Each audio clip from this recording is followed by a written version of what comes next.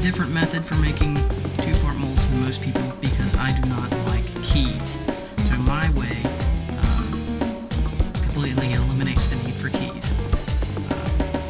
The end result of what we're going to do is similar to this, where the mold is two-part silicone and fits together snugly and easy to pour. What we'll be molding today is a clone trooper head. Now to start, we're going to make a clay dike around this head with only half of it being exposed. So you take some regular oil-based modeling clay, soften it up pretty good, and build it as a base on a nice clean surface.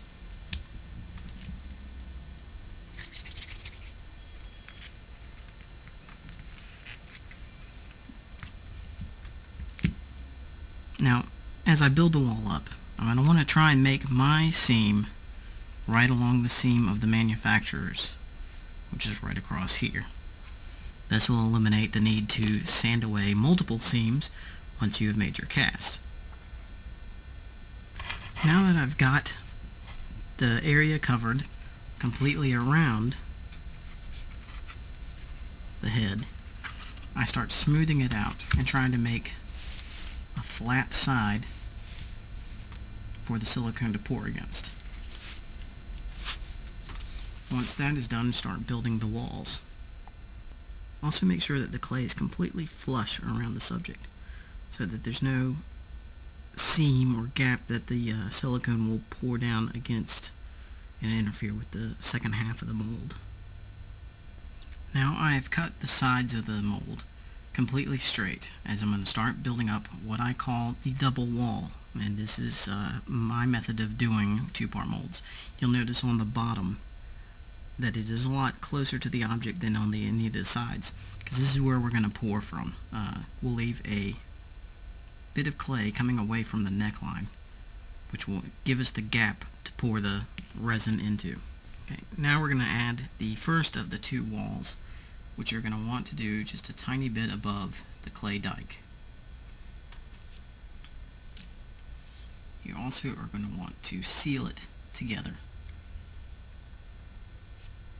with the dike so the silicone will not break free. Now the four smaller walls are on and sealed in, and also, as I mentioned before, the round area where the neck is, where we'll be pouring the resin eventually, is already in place.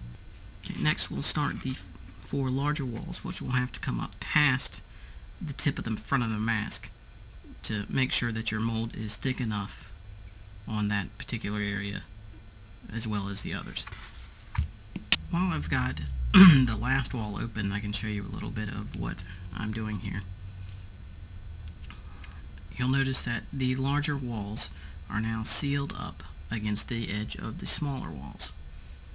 The walls are pretty thick, as if they aren't thick enough, the weight of the silicone will push the walls apart. So make sure your walls are nice and thick. Also remember to seal the edges between the two walls as well. Now the four walls are complete. They are all sealed, and also sealed on the outside as well, pressing them together just to ensure a little bit of safety there. So once these four walls are done, you're ready to start pouring your silicone. Make sure your silicone is thoroughly mixed and is a uniform color with no swirls in it before pouring. Once you have it mixed up, start pouring on top of the object first.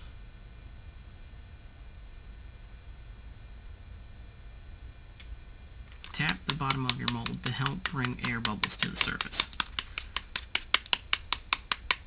This will decrease your chances of imperfections in your mold.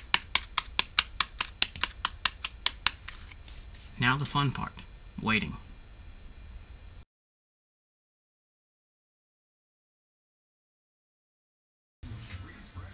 Once the silicone's set up, you can start to break away the clay walls. The one thing you do not want to do, though, is that when you start breaking away your base, is not to break the seal between the silicone and the object inside. As you can see, you have a ridge that goes entirely around the mold. Of course, here we're going to continue with our plug where we'll be able to pour from, but the object of the ridges around is, instead of having keys, which in my opinion can sometimes cause problems, and for those who don't know what a key is, keys are what hold the two halves of the mold together in the right place so that the two halves line up properly.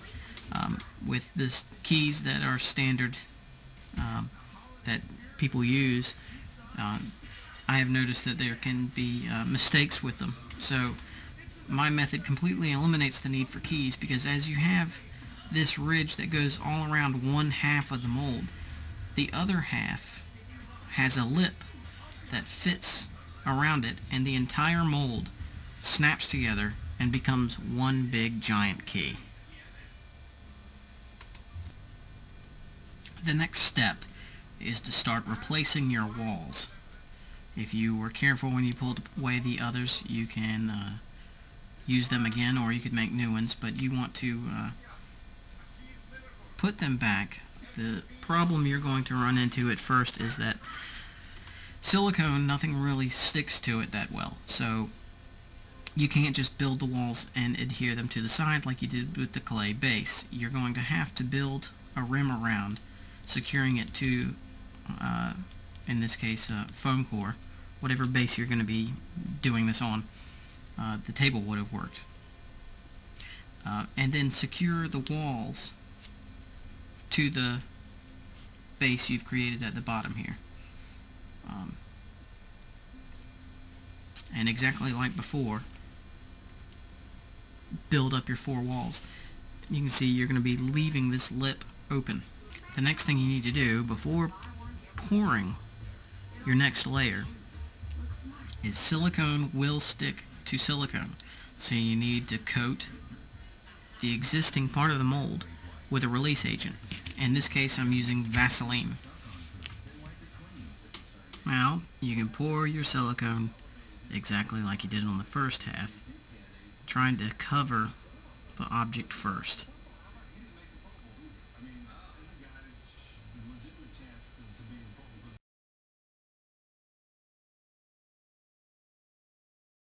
Again, once the mold is cured, just peel away the walls.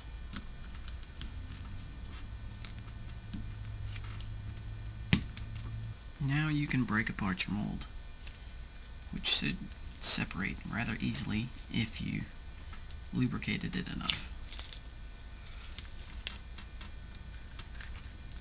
Your mold, if everything done correctly, will be flawless. And you're done.